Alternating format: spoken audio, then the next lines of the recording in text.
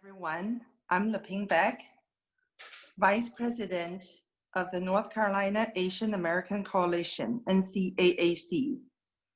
We're a new organization formed just a few months ago by a group of very enthusiastic Asian American patriots who care deeply about our country and our heritage. Our aim and effort is to encourage more Asian Americans to step up to be leaders and to be the voices of our community by encouraging Asian Americans to express, engage, and get involved in local elections and social issues, raise our voices to be heard. NCAAC is the focal point and sounding board to ensure our community concerns are heard. As you all know, May is the Asian Heritage Month. Today, we're very honored to have 11 panelists who are of Asian heritage and either participated in the past election or are currently candidates for government positions. Following each panelist's speech, we'll open up for forum for questions and answers. Our first speaker panelist is Stephen Rao, at-large member of Morrisville City Council. Welcome, Stephen. Thank you. Can you all hear me?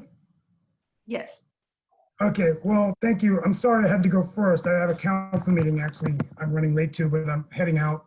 And I wanted to thank Swain for inviting me along with all the panelists. And I want to thank the North Carolina Asian American Coalition. And Alan, we thank you for your service to our country. And if there's any veterans listening or as part of the group, we want to thank you for defending the greatest nation in the world. I'm the son-in-law of a U.S. Air Force colonel who passed away 2 years ago. So I literally married the colonel's daughter. Both my in-laws are U.S. Air Force colonels and immigrants from India. But thank you for your service.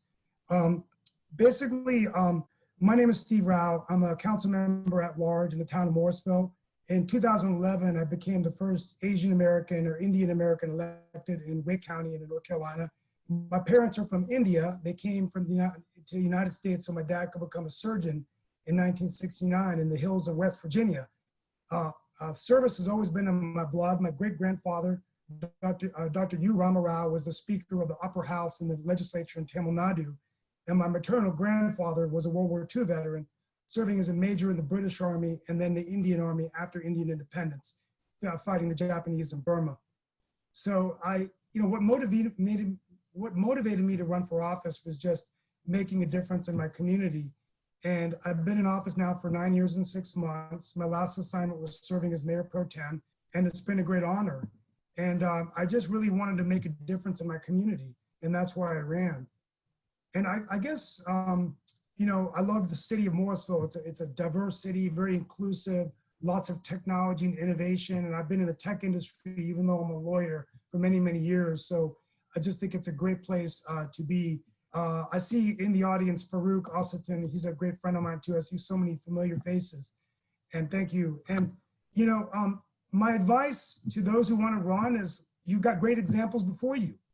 You have my good friends, Senator Jay Chaudhary, who I knew great before politics, who's now the minority whip of the Democratic Party, an outstanding leader for our state, a wonderful man. He's doing a remarkable job. Senator Mujtaba Mohammed, he makes me proud every day for how hard he is fighting. Dimple Ajmera, an immigrant from Charlotte, who is doing great things in Charlotte, and my own colleague, Satish Garamella in Morrisville, and Ya Lu in Cary, who just won the first Asian American in Cary, and Senator Mike Lee, who you're doing great work. I want to meet you one day in person, buddy, but I want to thank you for doing your part in the Senate, along with your colleagues. And so I think the thing is, Asian Americans always do well. So I would just run on your merits, run on your mind, run on your ideas, not so much your party. And because if history has proven anything, it's that we are like my favorite musical, Alexander Hamilton. We are like our country. We are young, scrappy, and hungry. Now, I'm not as young as Senator Mohammed or Councilmember Ajmera, but I am scrappy and hungry. And I think that scrap and that hunger and determination, we've seen the transformation take place, whether it's an economic transformation with the jobs being created in the jobs in the new economy, or the tremendous innovations. 62% of all PhDs are foreign-born, 32% STEM graduates. So many things going on in the economic transformation. In addition to the political transformation, the cultural transformation. You know, I'm proud, I grew up in West Virginia, I'm a mountaineer, and I never believed in my wildest dreams that I would be living in a town where I could have a South Indian coffee and dosa. I could listen to my own radio show on Radio Murchie. I could play cricket on Church Street Park. I could get a banh mi sandwich right near my pulled pork sandwich. And I could go listen to a Bollywood performance or a Dragon Boat festival or a Vietnamese New Year, or Chinese New Year, Korean festival. All of this cultural transformation, spiritual transformation is bringing a great transformation to North Carolina. And the final thing I'll say before I close out is just the great work that Asians are doing as frontline soldiers in the global pandemic. And I really wish all of your families safety. But today in Morrisville and around the region, I'm seeing the Hindu Society manufacture cloth masks. I'm seeing BAPS manufacture masks. I'm seeing the Chinese American community led by Yalu delivering hundreds and millions of dollars worth of PPE equipment, and many doctors, thousands of doctors in America, all across the US, but in North Carolina, are helping as the frontline healthcare workers. They're all soldiers in the global war we're fighting, and Asian Americans are a part of that great fight. And every day I do this job, I am so proud of the great work that all of us are doing together. I'll close out with, I love metaphors, and my final message is, on Saturday, we are going to be watching the great feat of SpaceX Dragon take off to space. The first time in a decade where man has leaving the heavens of the earth. And the reason I bring that up is, how fitting is it that Elon Musk, an immigrant who came on an H-1B, and there's many H-1Bs around the region that are, we need, as Asian Americans, we got to fight to make sure that we're accelerating the path to citizenship for those who are working hard. But how fitting is it as we get to see the launch? The one thing that I get excited about is when I see a launch or when I see a plane take off, I know that if there's enough fuel and a destination in mind and the right crew, that there's no limit to where you can go. So those two astronauts are going to go to space. But I say Governor Cooper is very lucky in North Carolina to have this community right here, right before me now, on the crew with him, because we are in the state of first flight. And I think there's no limit to how high we can fly. There's no limit to our potential. So I'll leave you with that kind of inspiration, that there's no limit to what you can do. One of these people here today could be a governor, could be a US senator, could be a congressman. You know, and I hope it's my daughter, Sonia. Sonia is my favorite name in the world, but that's my daughter's name. And she's a Tar Heel, but that's my closing message. So I went over my time. Thank you. All of you make me so proud. Thank you for inviting me. I wish I could be a part of the panel, but I'm always here to help. And let's be like Alexander Hamilton, an immigrant who worked harder and smarter to become the $10 founding father and serve at the side of President Washington. Because like him, we're taking our shot to greatness. And I may not be young, but we're scrappy and hungry. God bless you. God bless North Carolina and the United States. Thank you very much. Thank you, Steve. Our next panelist is Michael Lee. He's the candidate for NC Senate, District 9. Michael, are you there? I'm here. Good evening. I hope everyone's doing well. My name is, has been mentioned, is Michael Lee. And thank you to everyone for attending. Alan, thank you for coordinating this great event. I really appreciate the opportunity to be a part of it. You know, for those out there, we've been asked to talk a little bit about our Asian heritage and maybe a few minutes on why we got involved in politics, and then some advice that we have for you. My heritage is that my father's from Taiwan, and he's one of 8 children. He went to medical school there and moved to the States as part of his medical training in his mid-30s. And I actually think he always intended to go back to Taiwan, but during his training, he met my mom in New York. And the rest is history, and I think my mom's probably watching here tonight. He immigrated to the United States, and after some time, he helped all but 2 of his siblings emigrate as well. And my father is one of 7 children. So after moving around for a number of years when I was younger, from New York to Florida, while my father served in the Air Force, we finally settled in a small town that many of you may know about, Dunn, North Carolina. when I was in middle school. I'm the youngest of four, and I think my mom and dad thought that settling down in a small southern town was the best way to raise their four children. And it was midway between New York and Florida. We used to actually stop there when we were traveling back and forth from New York to Florida on I-95. If you shortcut that to the present day, my wife and I live in Wilmington, North Carolina. We have four amazing children, ages 13 through 20, and those amazing children have been with us in our house for the last 8 to 10 weeks, and it's been great. There have been some challenges.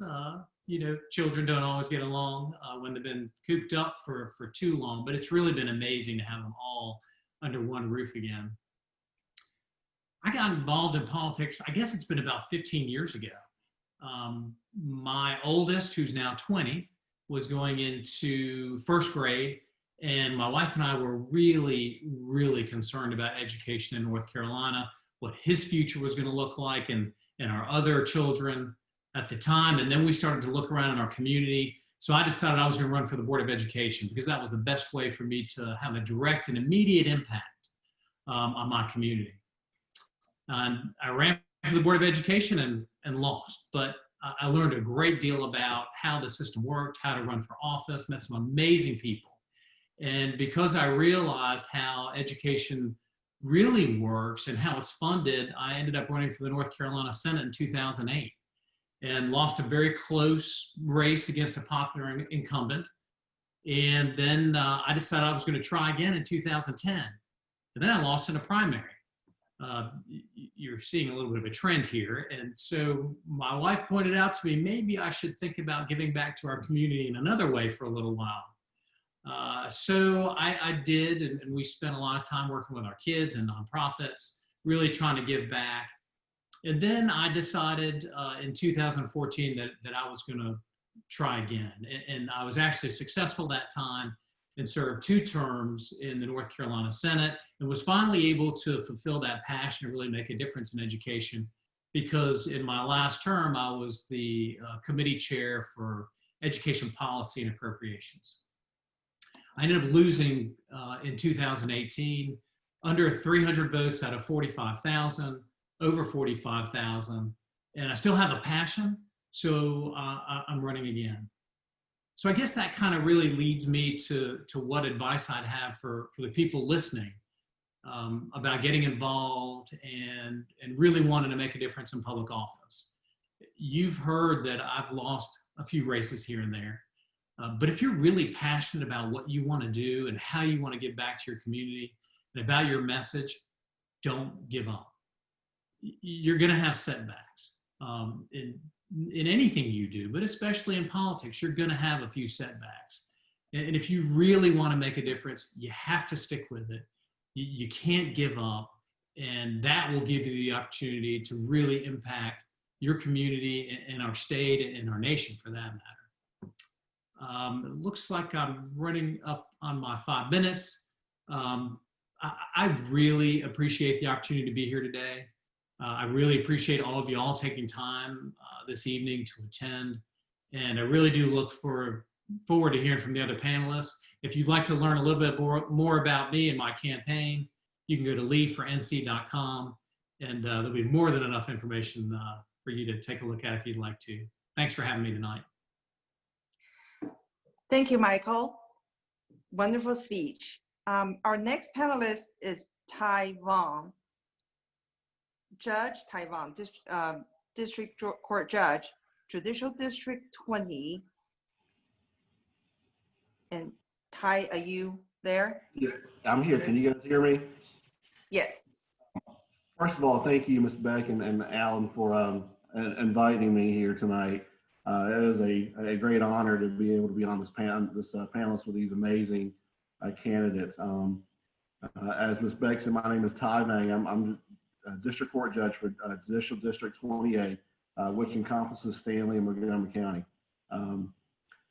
Unlike some of my other panelists, I guess I get to take a break now because I'm actually not a candidate this year, and I know how much work and how hard it was when I ran in 2018. So, I can help you guys guys out. I'll try my best to help you guys out with your campaign. But a little bit about me and my family. I sort of share a similar story with Sonny, who you hear from later on. My father and my family were political refugees from Laos during the Vietnam conflict. During the Vietnam conflict, my father was a lieutenant colonel who served in the Lao Royal Army and was subsequently recruited by the CIA as part of their Hmong indigenous forces in Laos. At that time, Laos was to remain a neutral country, but there was a heavy communist influence in that country. So my dad and the rest of the Hmong people fought on behalf of the U.S. and they had 3 missions while they were there. One was to rescue down American pilots because they were to fly in Laos with no insignia. The second thing they were to do was to infiltrate the Ho Chi Minh Trail, which was coming from North Vietnam and South Vietnam.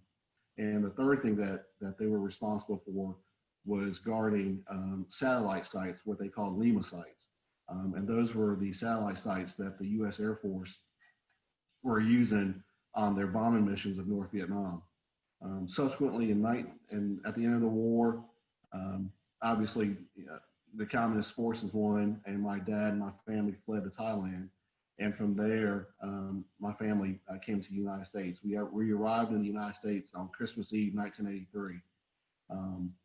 We moved around a little bit and eventually resettled in North Carolina in a little town called Troy. And my dad started a farm here, a farm that I currently run. We run a poultry farm. My family runs a poultry farm here in Troy, as well as me being on the bench. And one of the reasons why I ran for office was this seat was created in 2000 by legislation in 2017.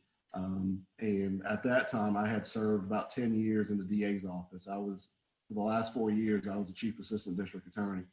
And a lot of members of the bar came up to me and asked me, hey, you know what, we really want you to run. We want you to run for this office. We think you'd be good for it because, you grew up around here.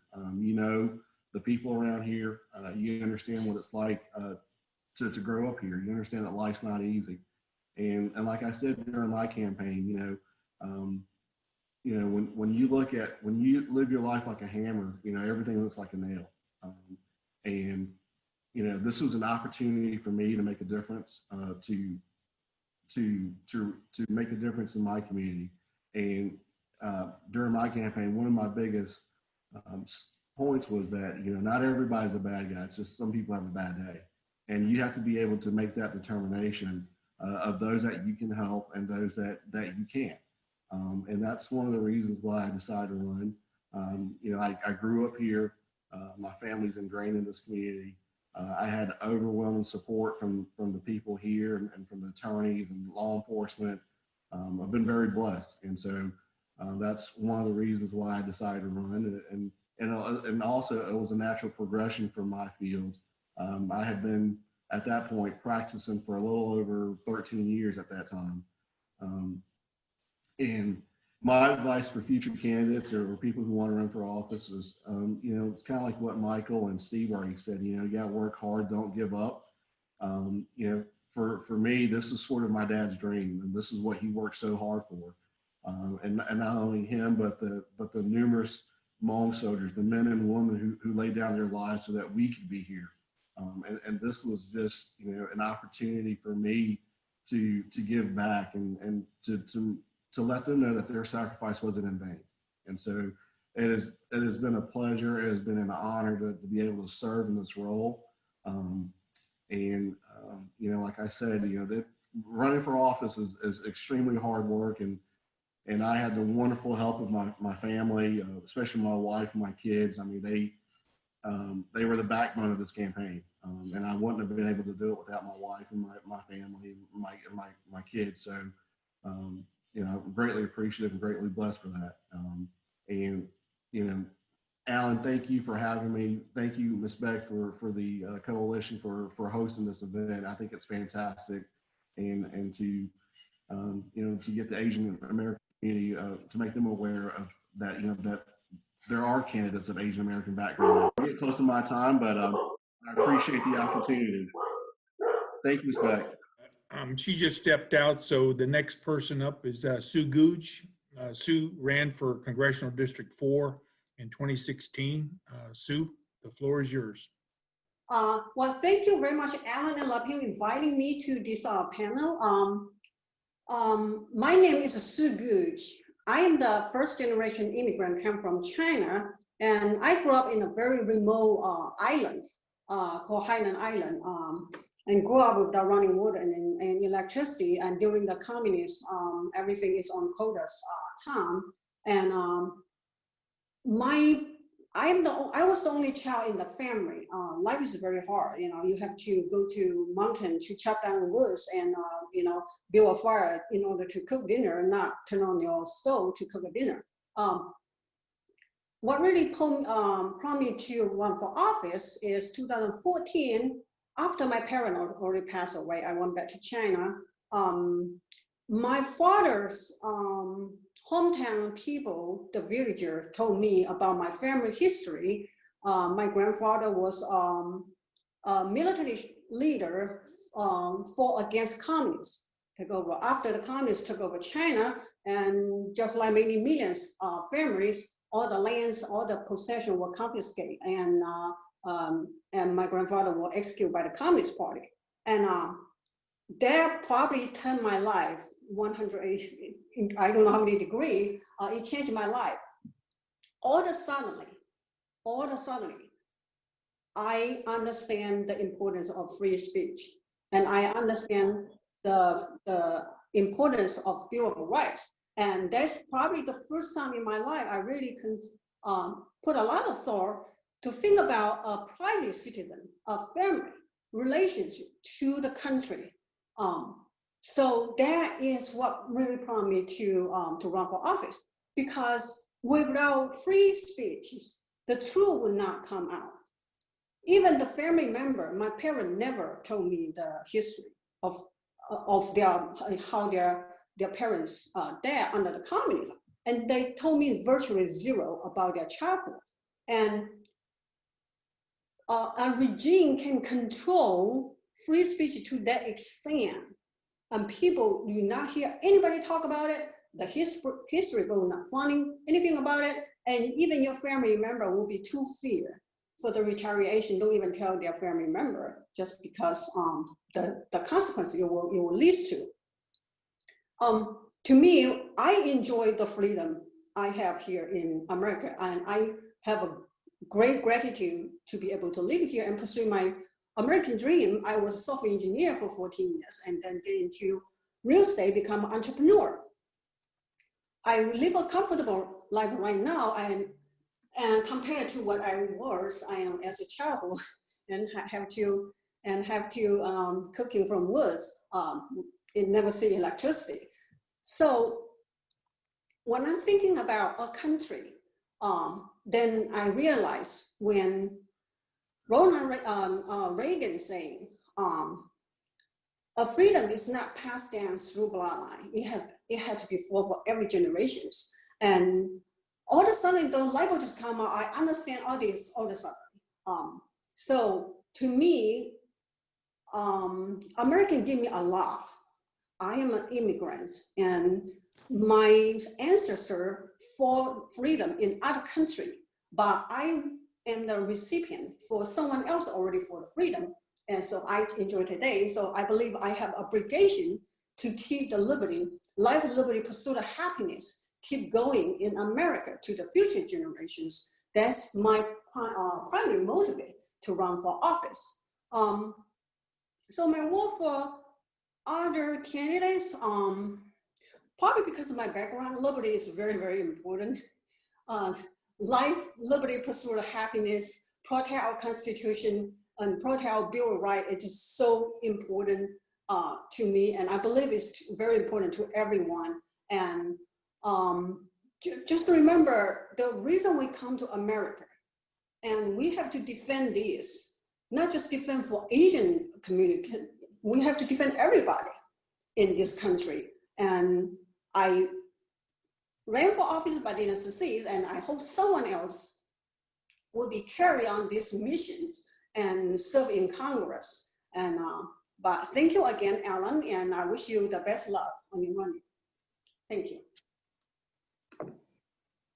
Thank you, Sue. Sorry, I missed the introduction. Our next panelist is Mujtaba Mohammed. Hey, good evening, everyone. Thank you so much for the introduction. Thank you so much. Thank you so much to the organization. My name is Mujtaba Mohammed, proudly serving the North Carolina Senate District 38 here in Charlotte. I'm a first-time candidate, and in 2018, I was a first-time candidate, got elected to the North Carolina Senate. Not only am I one of 2 Asian Americans currently serving the North Carolina General Assembly, I'm also your youngest North Carolina senator at this time. So honored and privileged to have that.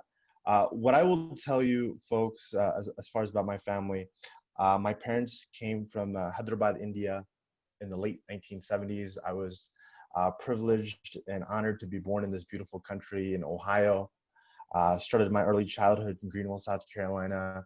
And then early in my late high school years, we moved to Charlotte, North Carolina. I've been here ever since then. A proud father. I've got 3 adorable little children, Ayub, who's 6, Hamza, who's 4, and a 6-month-old baby girl, Amara, and my wonderful wife, Saba, who gives me the honor and privilege to serve the North Carolina Senate and is willing to share me, especially with a young family with this wonderful, great state. But what I will tell you is what many of you folks probably share, as you know, as Asian Americans, we are always about our family. We're always about a team. It's never about us, and you're always taught from a very young age to be selfless, to put others before yourself. And that's the way my parents raised me when they worked real hard to put, 4 kids through a decent college education, make sure that we're successful, and make sure that we were self-sufficient and productive members of our society. And I'm hoping to do that same for my family.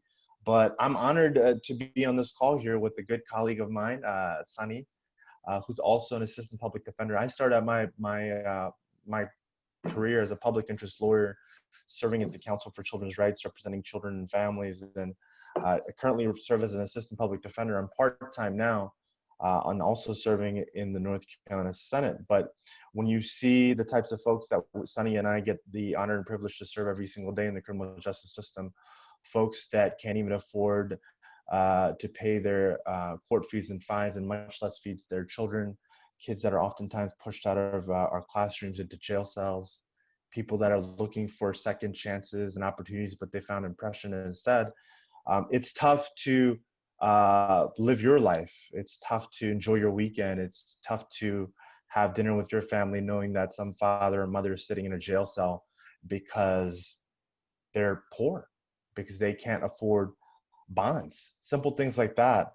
I believe that we can have a lot of common sense in government to put working families ahead, to address folks' housing crises, to address folks' healthcare issues, education. And I believe Asian Americans are fantastic resource for that. So that was one of the reasons for my motivation to run. But I will have to share with you, in 2016, after the election of President Trump, as a Muslim American as well, hearing from so many of our young kids in our community, hearing from so many parents, visiting so many places of worship where folks begin to feel fearful. People that are born and raised in this country feeling suddenly as if they don't belong. Had so many young people telling me, hey, just because I happen to be a Muslim, does that mean I can't be in public office? And that's disheartening, because before Republicans or Democrats, at the end of the day, we're Americans, and we all want a roof over our head. We all want to be able to provide food for our families. We all want a decent job. We all want access to healthcare, fantastic education. I mean, that is what America's about. America's all about giving folks opportunities. So I'm honored and privileged to run for public office and to tell a lot of folks, no matter how funny your name might be, no matter to whom you pray, no matter to whom you love, that this beautiful country belongs to all of us, that there's no such thing as going back to where you come from.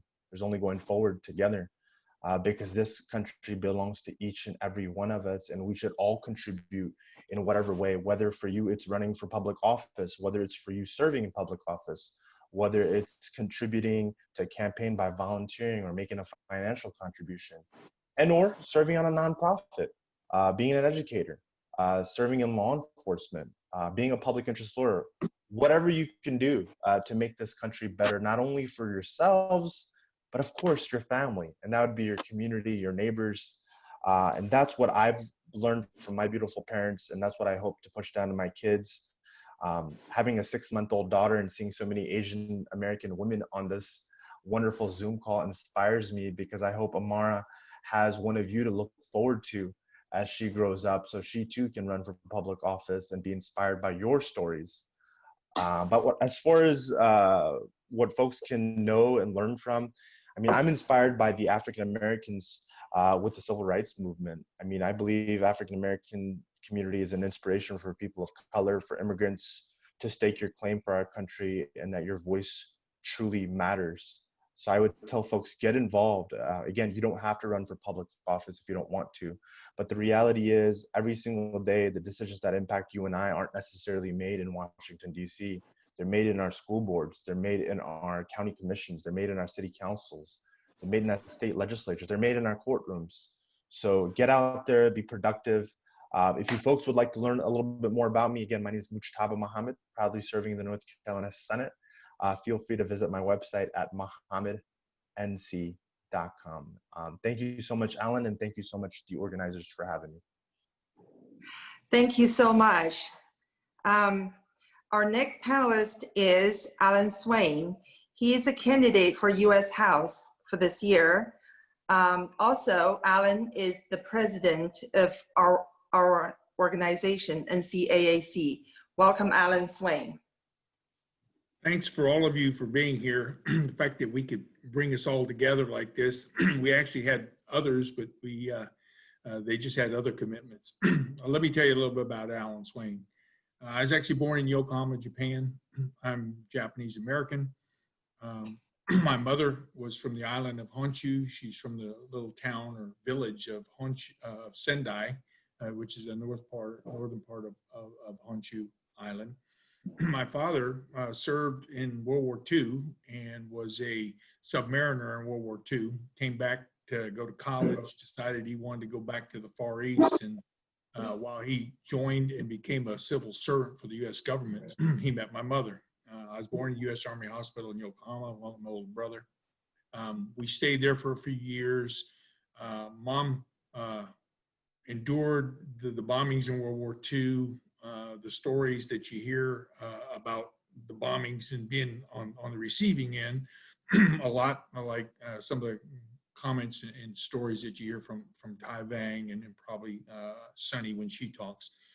But when I look at how my parents raised us, we did move back to the States, had 2 more siblings. My dad was a rover. We ended up, after a couple years in the States, we ended up going down to Brazil, coming back to the States, and then he actually took us back to the Far East, back to Yokohama, and then down to Okinawa, Japan. He was serving civil servants, and so I was fortunate to go to some U.S. DOD schools for high school and things of that nature.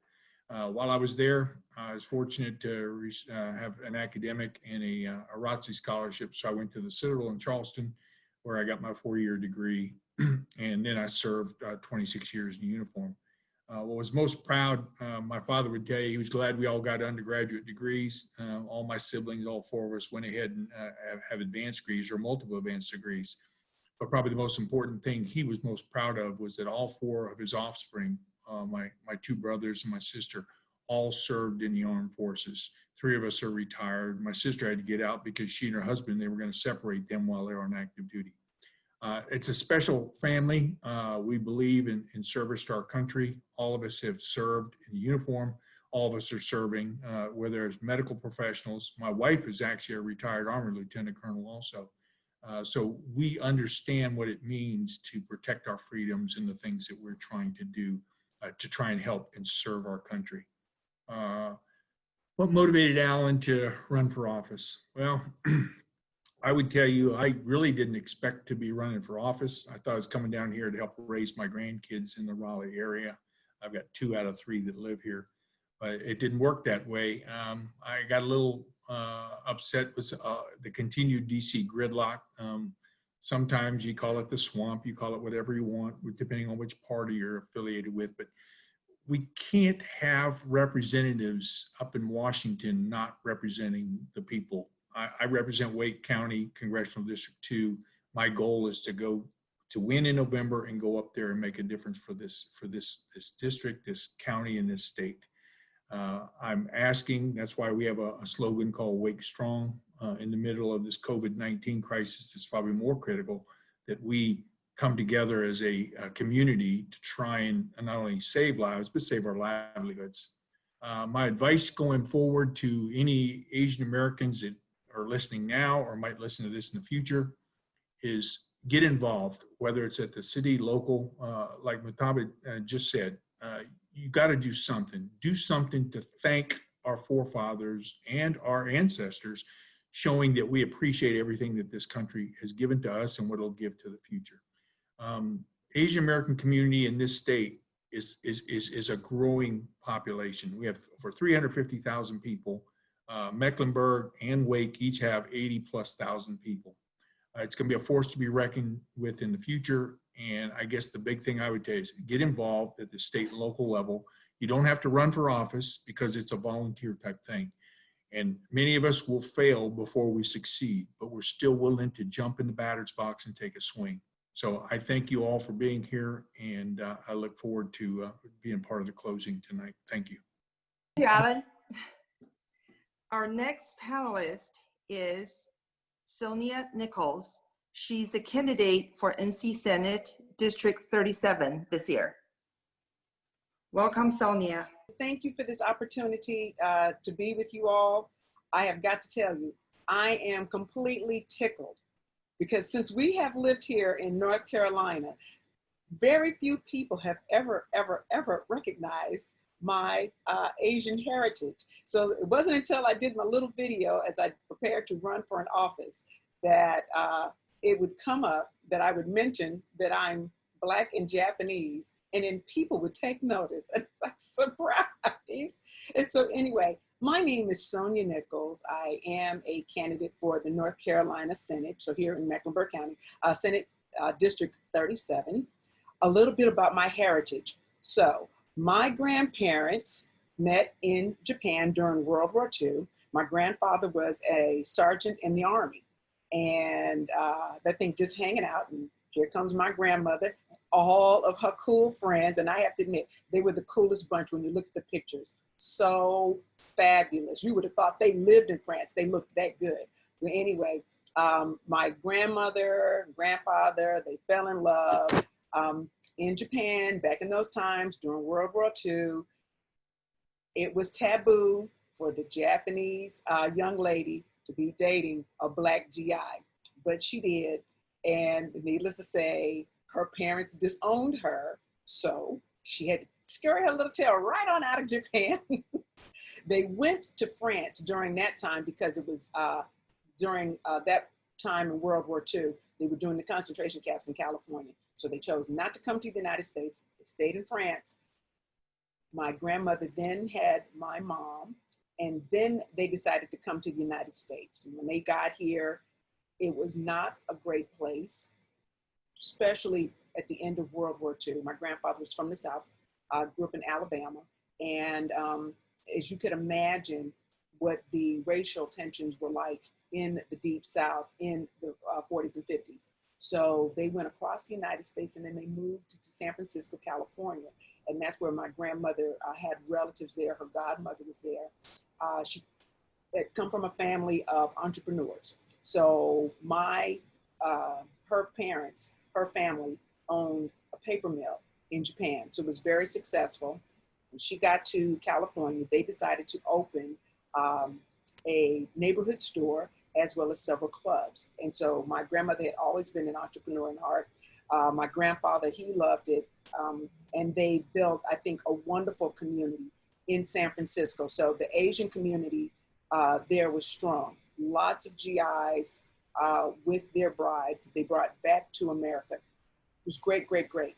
Growing up in San Francisco was great for me because I was so used to seeing all types of nationalities. So it was not rare for me to see, and I have to admit, they were GIs.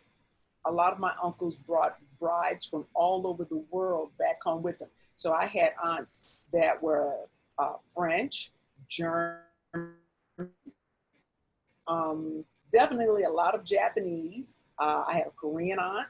I had one aunt from China. And so our community was just huge. I grow up, I go to school, went to school in Florida, grew up in Tallahassee, Florida. And then I think it was the strangest thing. Moving to the South, everything was black and white. I saw very few Asian people. And that was very weird for me, coming from an environment where everyone was some type of member of what we would just call the Pacific Rim. My husband said when we got married, he was the only American in my family because he was the only person that was not of another nationality. We have lived here in the Charlotte, North Carolina area for over 20 years. We have loved it. We raised our children here. I opened a business based on my entrepreneurial background, decided that because of my love for the military, I am, even though I consider myself kind of, sort of an Army brat, my mom really is the one, but I consider myself a brat. I decided that once we were having our military veterans come back to the United States, that as God would allow me, I created a security guard firm staffed entirely with military veterans. That training, just everything that our military men and women bring back with them that would protect this whole country. It's unreal how strong, how great, the valor, the commitment to service. I wanted that in my company. As I tell people, as an entrepreneur, there are the ups and the downs, and I'm a big proponent of free enterprise. You make a great product, people will buy it. Sometimes they will, sometimes they won't, no matter how great you think your product is. I had so many people tell me how much they loved my idea, but when it really came down to securing contracts, what I then learned was while everyone loved the idea, most people did not want to pay at least $15 an hour for our military veterans to provide security. Loved the concept, loved the idea, wanted the training, didn't want to pay that price. So that was a very rude awakening for me as an entrepreneur, because I usually don't get in things that I don't think I'm gonna win. It's just me. I'm gonna win, right? It's all of us running for office. I'm gonna win. I'm listening to all y'all, so it's gonna be hard work and you never know what's gonna happen. I'm going in this to win it. Telling you right now, that's my mood going forward. Well, anyway, operated that.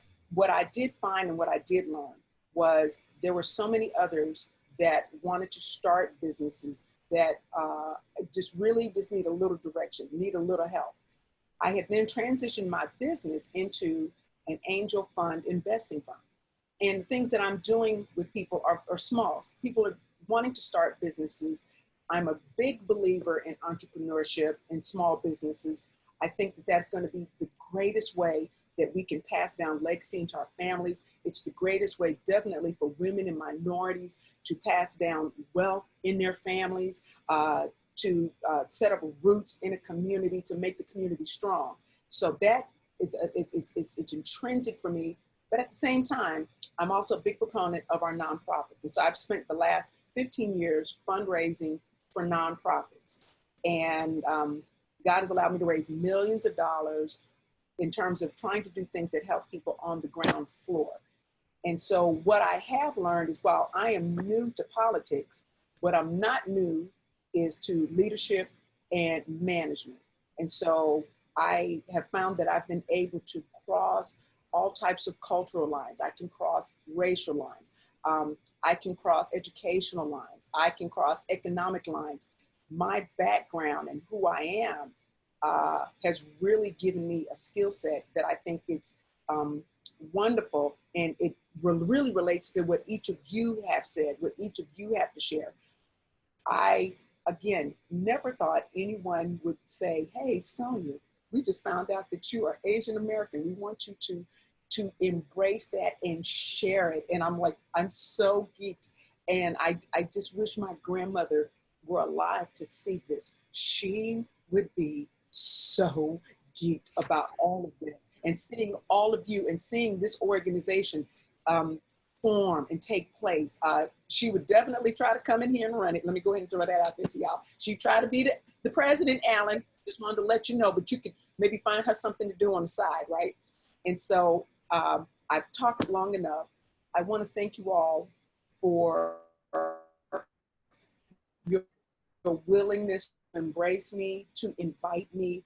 I am here because I really want everyone to see how diverse North Carolina is. And I hope that I can be a representation of the diversity that exists here. I think all of us have these great goals for this country and for our state. And I think what we have to just remember is we all just have a different way of doing it. Whether you're Democrat or Republican, we're all in this together. We're all in here to take care of one another. And again, I just thank you for your willingness to even let me come in and cut up with y'all.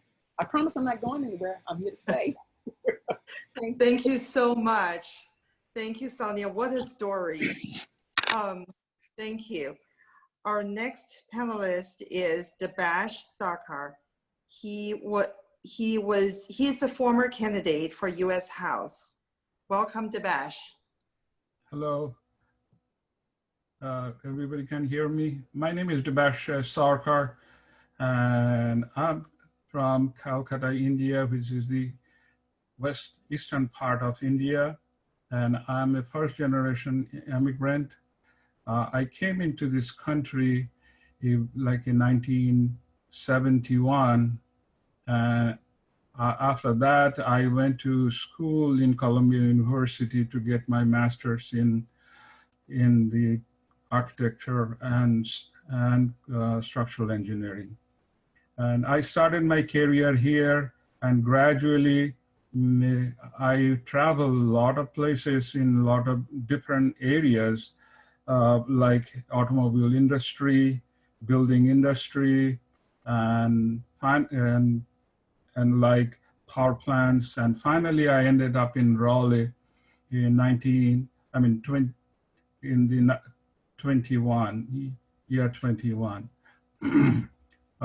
So I am here, I'm in 2001, and I'm here since then. And not only in those time after my graduation, I found out that there are so many people, they were helping me without anything they were asking for. There is nothing they wanted in return.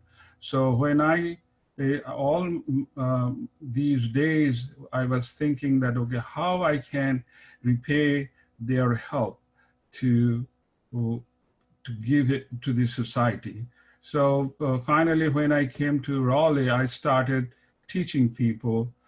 Mainly they are adult Americans. They dropped out of school. So I started teaching them math so that they can get the GED. And at that time, it is like the last 8 or 9 years, I'm doing this, teaching part-time. So I noticed that a lot of my students, they are moving and I found out that, and the cause is the taxation. In downtown Raleigh, the tax went up. The people who lived there 30 years, 40 years, they cannot afford to stay. So they had to move, so my student moves. So that triggered me to do something, and it pushed me to step into the political field, thinking that I will be able to help in such a way. And in course of time, I have worked with the Raleigh Police. Me and my wife set up a program called Teddy Bear Program, so that the police, like who are the officers, they can interact with the accident victims. So we did that, and my plan is eventually I will start the same program to Apex, Cary, Morrisville. And we have done few other things, like coming to this country, we are used to make sandwiches for needy people. And namely, at the end, I like to mention that we are working on, because of this disease, like a COVID-19 going on, with the help of Alan, we have procured face shields, and Alan distributed them to South Carolina, Houston, Texas, and in Raleigh, and many small cities around Raleigh. And at the end, I like to add that we started another Maryland, where one person is going to help us to distribute the face shield. And I like to mention another one. All our efforts is not in USA. We have taken a program sending 12,000 face shield to Kolkata, India, so that their COVID, the doctors, nurses, they can use it. So that's the thing. I like to thank also Alan for that, because he has a tremendous support for this one. And I'm here since 1971, and I get a lot of support from my wife to do all this charitable work. I have started a foundation, and soon you will see them. You can look it up in the web. And the name is Om Foundation. Thank you for giving me the opportunity to speak. Thank you, Leping and Alan. Thank you, Debesh. Our next panelist is Catherine Whiteford, former candidate for NC House District 34. Welcome, Catherine. Hi, guys. Thank you so much for having me on tonight. As Leping mentioned, I ran for State House in 2018 over in the Raleigh area. It was an extremely left-leaning district. I am a Republican, and I was actually the youngest State House candidate in the 2018 midterms at the time, because I had just turned 21 right before I filed. But for those who are wondering what I am, because the name is not very Asian, I am half Chinese. My mom is full Chinese. Even after a DNA test, it was full Chinese. So I was expecting something else to be in there, but no. And on my dad's side, I am a lot of other things, mostly European. But my Asian heritage obviously comes from my mom and my grandparents. So I kind of wanted to go into their story, and I'm very happy that I've had the opportunity to do this, because a lot of this backstory about my grandparents I didn't know. And my mom actually was speaking with my grandmother, who still is living. She lives in Hong Kong. And she told her more about their story. And so I think this has been really good for our entire family to kind of actually know the backstory. And since she does live in Hong Kong, obviously most everyone knows about the current situation going on there. So I'm not going to use their Chinese names when I speak, because I want to protect her in the current situation. And so I learned Cantonese from my grandparents, but which was not very helpful. Mandarin would have been more helpful. But so I refer to my grandfather as Gong Gong and my grandmother as Papo. And so my grandfather was born in Shanghai in 1942, in the middle of the Chinese Civil War in mainland China. In 1958, at the beginning of the Great Leap Forward, he was only 16 years old when he was forced to be sent to Guizhou among many educated people to help reconstruct the country, working in a construction camp. Life was very harsh there, with very little food during these years of the Great Chinese Famine. And he met my grandmother, Sue, and they met in 1964. My grandfather was a smoker and a person who had heart valve issues, so he fell very ill, and my grandmother had compassion on him and nursed him back to health, and they ended up falling in love and getting married in 1965.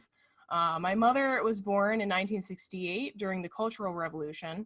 She actually has a Mao pin on in her baby pictures. Food was very scarce at the time, and my aunt was born in 1971. I've mentioned this before in other settings, but something that my mom talked about a lot as we were growing up was that as an entire family, they only had meat rations of about this size to eat every month. And so my grandparents would forgo eating any meat, and they would just have rice with whatever hot sauce or something to spice up that, so that my mom and her sister could actually eat food. My grandfather passed away 2 years ago, so it's still, you know, kind of fresh. But my paternal great-grandparents managed to escape to Hong Kong, and eventually they applied for them to move here, or to move to Hong Kong, and they were approved to leave China in 1973. And so after about 9 years, they became Hong Kong citizens. Sorry, guys. So in 1984, they were fortunate enough to move to the USA. And again, with the help of my paternal great-grandparents, and they eventually, after several years, became US citizens. My grandfather, as I said, had a lot of different health issues, and so he did pass away at 76. But yeah, they were dual citizens of Hong Kong and the US. And so I like to say I like to make jokes about that sometimes. But something that really impacted me a lot was hearing about the stories of, you know, my grandparents, because they didn't really speak the language very well. And so in order to put food on the table, my grandfather would, he worked in McDonald's to provide for my family, and he didn't know how to drive. And so he would bike to and from work, even in the rain, to provide for his family. And to me, that's the American dream, is him doing that for his family and always persevering. And so he's a lot of the reason why I do what I do. And so, you know, I think that he would be proud of what I'm doing now. But I'm not really sure why I'm getting all choked up about this right now. But anyway, now going back to things that are a little bit more lighthearted. What made me decide to run for office? So my grandfather is a pastor, and I had a lot of friends that, you know, obviously most everyone here probably has student loan debt. And so I would hear a lot of them complaining about it. And obviously this is a huge issue. And so I was talking to my dad about it, and that I was born and raised in Houston, Texas. So this was in Texas. And he said to me, well, instead of complaining about it, maybe you should go out and do something. And so unlike most people, I took him very literally. And so I ended up starting at my precinct meeting, getting involved in the local party.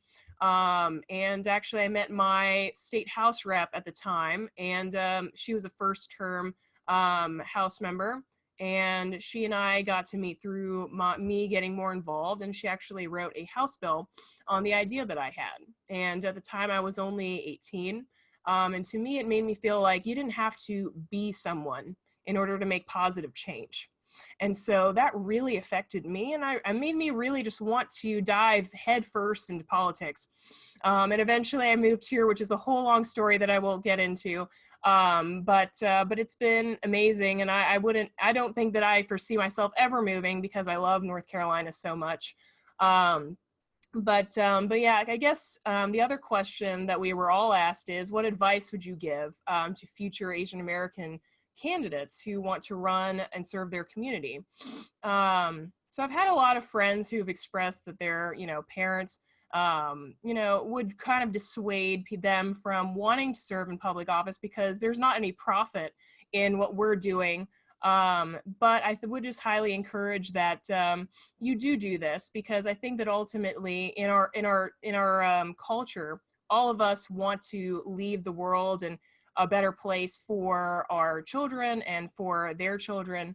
And so honestly, this is just a really great investment for you to do. I suppose I learned a lot from running for House. Obviously, I did not win that election, but it taught me so much about what candidates do have to go through. And really, you know, I took so much out of that, but I grew so much even after that in my current role as state chair of the Young Republicans. And so I would just, I guess, express as far as advice to do the work. A lot of people say that they're going to do the work and then they don't. But you have to work harder and smarter than everyone else. And to me, I would say that I don't think that I've progressed in my political career because of how I look or anything like that, but because I worked for it.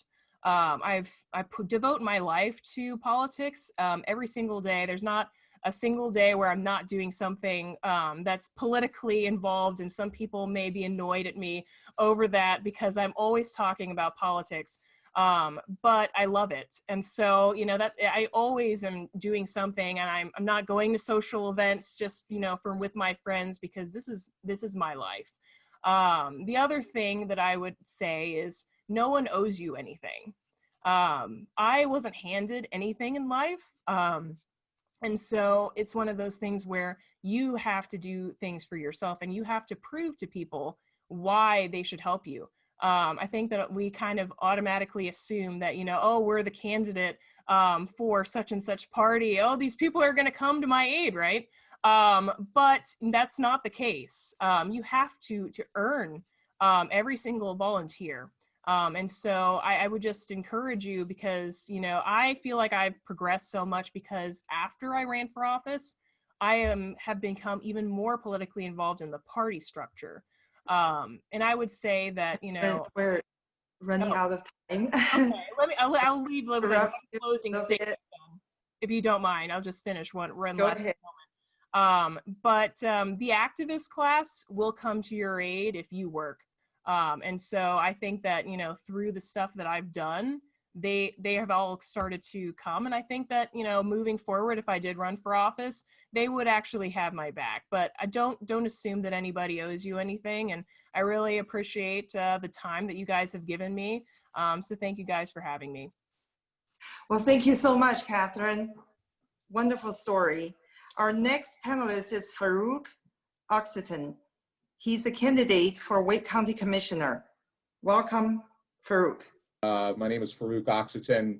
I want to thank you, certainly Alan Swain, and to the esteemed members of the Asian American Coalition. It's an honor to be here, to be given this opportunity and a voice to speak with you, to be able to express myself a little bit, share a little bit about my heritage, and I think also talk about some things I think that many people on the call can relate to. Having heard many of the other panelists, it really is an honor to be able to speak with you, because there's a lot of people with incredible passion and accomplishments. And so to be on that panel, it makes me proud, and I think my family also is proud in that regard. I'm an immigrant, I'm an American, and as many of you are, I'm very proud of my heritage. I was born in Turkey, and I was raised in a beautiful home with two parents who are architects, a very loving family. You know, I had the incredible upbringing that many people, many children only hope to have.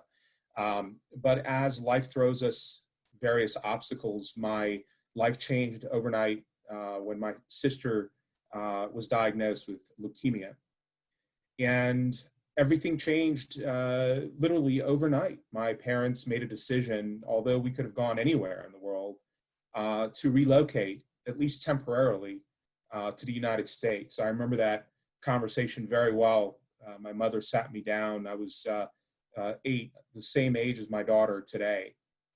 And she said, you know, we're going to go to America because your sister is sick. And I couldn't process at 8 what that meant, but I knew America was represented in some of my comic books. And especially as Catherine would relate to it, we were going to Texas, and that was something in its own right, something quite profound.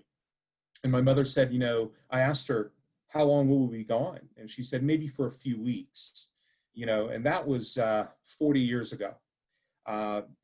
Despite us being able to go anywhere, we felt that this land gave us the biggest chance to not only start a new life, but to give my sister a chance to survive. My sister did pass, unfortunately, and my dad and my mom started their life all over. it's one of the first testaments of how great this land is that I think many of us would relate to. My dad in his 40s was able to start a brand new life. My mother, who was a professor prior to her life here, began her artwork and other things that allowed her to, again, assimilate and become a part of the fabric of this nation. I think that one of the things that I wanted to mention, because I think many of the people on the call, again, would be able to reflect on this and relate to it. The most impactful thing in my life that I carry with me every day was the meaning of family. I think, I'll share one of my personal stories is I remember going to my grandparents often, and both sets of grandparents. And in my heritage in Turkish culture, everybody lived together. And so when I would go to my grandmother, all my aunts and cousins and everybody was essentially a stone's throw away from each other. That closeness is something that I am tremendously passionate about, not only protecting the importance of family and what that means, but also I want to share some of that with my daughter. Even though I have a small family, the closeness of family was something that was very, very important to me growing up. And I think it instilled in me some of the things that I hope to be able to accomplish in my personal and professional endeavors, but also what I hope to accomplish, hopefully as a Wake County commissioner. After we settled in North Carolina in the late 80s, I went to Broughton High School. I went to UNC Greensboro. I studied business and political science and immediately involved myself in various entrepreneurial projects. Another testament to how great this land is that you can redefine yourself and your goals and your aspirations multiple times in your life to really hone in on the things that you are most passionate about. I've been involved in restaurants and real estate, most recently in medical devices and technology. I'm currently working as a co-chairman on a task force organized under the Lieutenant Governor's office, something that I initially proposed called the North Carolina Blockchain Initiative. All of these endeavors, I think, again, were made possible not only from my upbringing and what my parents and my culture instilled in me, but also with the opportunities that exist in this great land. As I mentioned, I have a wonderful 8-year-old daughter, and as God bestows onto us often second chances, I am now re-engaged to be married to a wonderful woman, Christine, and I hope to continue down this path of providing for my daughter and starting a new family. So the reason I've chosen to be involved as a candidate, I'm very passionate about protecting my community. Wake County is, as I usually say, it's on the top 10, every top 10 list there is. So I want to protect the integrity and the wonder and the beauty of what this community represents for me. But I'm also driven to find efficiencies in government. I'm a fiscal conservative, and so I am driven to find, as a business person, I'm driven to find those inefficiencies. I think government is essential in many ways, and we find that in the United States, the way the framework of government, I think, works. It's designed to give protections to people. As a way the Constitution has been written, the government is a mechanism to ensure that people can benefit from those freedoms, but government is also horribly inefficient. It requires more from us often than it provides us. And so using my entrepreneurial spirit, I want to find those inefficiencies and I want to correct the wrongs. I want to mention a real quick quote from one of my favorite presidents, Calvin Coolidge. Nothing is easier than the expenditure of public money. It doesn't appear to belong to anyone. The temptation is overwhelming to bestow it on somebody. And I love that quote because it represents, again, how inefficient government can be with yours and my tax dollars. My journey to running started over 10 years ago. Although this is my first time running as a candidate, I had a chance meeting with Bob Dole. I expressed my concerns about a number of factors to my elected officials. And surprisingly, Bob Dole reached back out to me. Those of you who don't know Bob Dole he was the former Republican nominee for the President of the United States. And he gave me multiple opportunities to talk with him about what I can do to get involved and make a difference. And he lit a bit of a spark in my heart to do more than I was doing. It took my mother passing this past summer to actually put my hat in the ring. I promised her that I would stop talking about making a difference and involve myself into making a difference. And so I'm running for the 7th district, or for the 7th district seat of the Wake County Board of Commissioners. So my suggestion to all of our friends on here, Asian American friends, actually it's not even a suggestion, it's a plea. Find aspects of the mechanics of this great nation, things that you are most passionate about, things that resonate with you, your unique talents, your unique attributes, and then apply those unique attributes and talents to making things better, into making this nation even more prosperous. By participating, you're paving the way, obviously, for not even a more prosperous nation. You will certainly achieve that, but you're also preparing it for our children and their children. So thank you for your time. It's a pleasure to be with you, and look forward to seeing all of you, hopefully in person soon. Thank you very much, Farouk. Our last panelist, Sonia Beck. She's a candidate for district court judge at Mecklenburg County. Welcome, Sonia. Thank you so much, and thank you for the opportunity to be here, Alan. I wanted to tell everyone essentially was that my parents understood that staying in Laos after the Secret War would mean that they would be raising their children in a communist regime.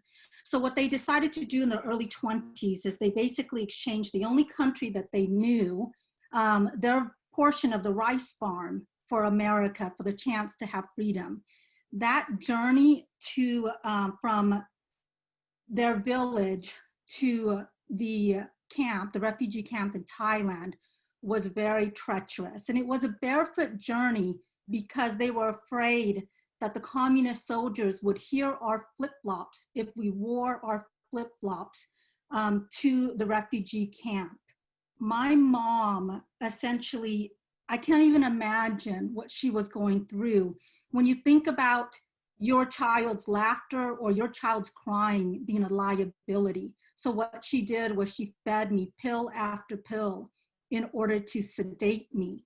Luckily, my aunt noticed what was going on with me, and when we arrived to the Mekong River, my aunt grabbed my limp body from my mom's arms and submerged me in that Mekong River in order to revive me. My parents essentially were willing to risk our lives in order to give us a better future. And we arrived here in 1981. We were lucky that America welcomed us. We learned a whole different language. We were in a great democracy, and eventually we earned our US citizenship. Very proud, while still being able to maintain our cultural heritage. Growing up in America was not easy. Catherine, I understand what you mean. Your grandfather's story is very similar to mine. While in high school, I walked from my house to Taco Bell for 3.5 years to work so that I can help provide for my family. We grew up in Section 8 housing. We had food stamps. I will never forget what it felt like when I had to pick eyeglasses, these big red eyeglasses, in a drawer reserved for children on Medicaid. And I tell these stories not so that people feel sorry for me, because all of my struggles and my parents' struggles make me who I am. They give me a very positive outlook in life, and they are truly the blessings that I have. I always knew that education would change my life.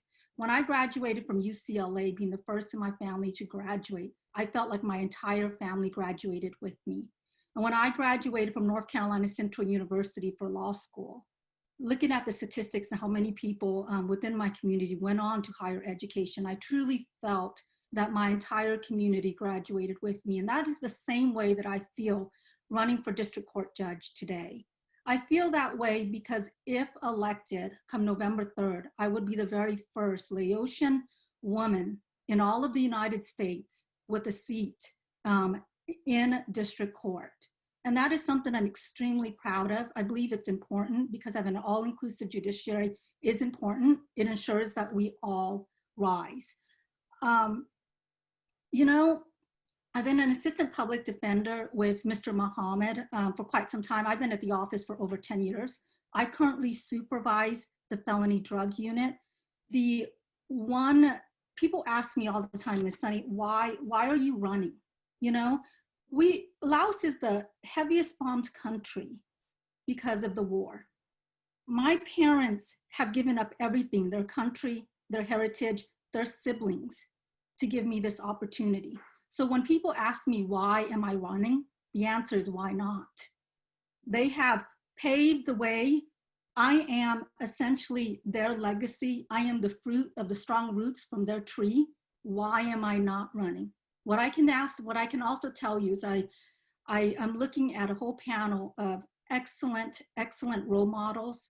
The one advice that I would give for individuals who are thinking of running for office, when Alan called me and he told me that this forum would take place, and he said, it doesn't matter if you're a Democrat or you're a Republican, he's absolutely right. He said, Ms. Sunny, I want to invite you to this. And not only do I want you to invite you to this, who else can I invite? I am so happy to see Sonia Nichols, Mujtaba Mohammed. I am ecstatic to see Judge Wang all here because I told Alan that we have to invite all Asian Americans when we are celebrating Asian Heritage Month. The one advice that I can say is this: help one another.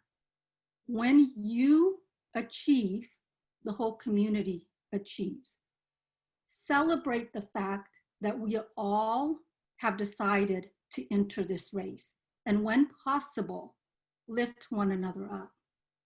You can always call me at sunnyforjudge.com. I'm here and I'm more than willing to help you out no matter which party you are affiliated with. Thank you, Ms. Beck. Really appreciate your time. Thank you. Great speech. Alan, we're a little bit over the time. You still want to do Q&A. We're over a little, but I want to thank every one of you for participating and staying here. Some of you had to juggle schedules just to make sure you were here, but I want to thank you all profusely. Those of you that are in attendance that got to hear these fantastic stories. If you aren't proud of your Asian American heritage and the panelists that are here, every one of them has stepped up to the plate to take a swing in the batter's box. Not everyone wins. Not everyone will lose. There's probably more winners in this group that are going to be than losers. And that's what's so amazing about the backgrounds and the compelling stories that brought all of us together. I think the one thing I would remind everyone that the growth of the Asian American population has been astronomical from the year 2000 to 2015. The largest minority population growth was in the Asian American community. By the year 2055, and that's just 35 years away from now, the largest minority population in the United States is going to be Asian Americans. Hispanics will be second. So that's a force to be reckoned with. The only thing I would tell you is as we celebrate Asian American Heritage Month, please reach out to your fellow citizens. They don't have to be Asian heritage. Reach out to all of them, try and make a difference. Let's help everyone during this COVID-19 crisis. But I would also tell you that with that large of an Asian population growing, it is really important that we try and make our voice heard and we try and coalesce around certain people, certain voices. Let's make our movement count. That means we need to get out between now and November. We really need to get people registered to vote. Getting the vote out is critical. You're going to see both parties fighting to make sure people do get registered, but this is a critical window here going into the summer, and we need to motivate. And if it takes stories like this, We will provide all these videos to each of you and to the group as a total. It's important that the word get out that we are a force to be reckoned with, and let's please get out the vote and please get them registered. I want to thank all of you profusely for being here. I think this has been a great forum. I hope you've all enjoyed it. I cannot thank you any more than just your presence here and what you brought to this country.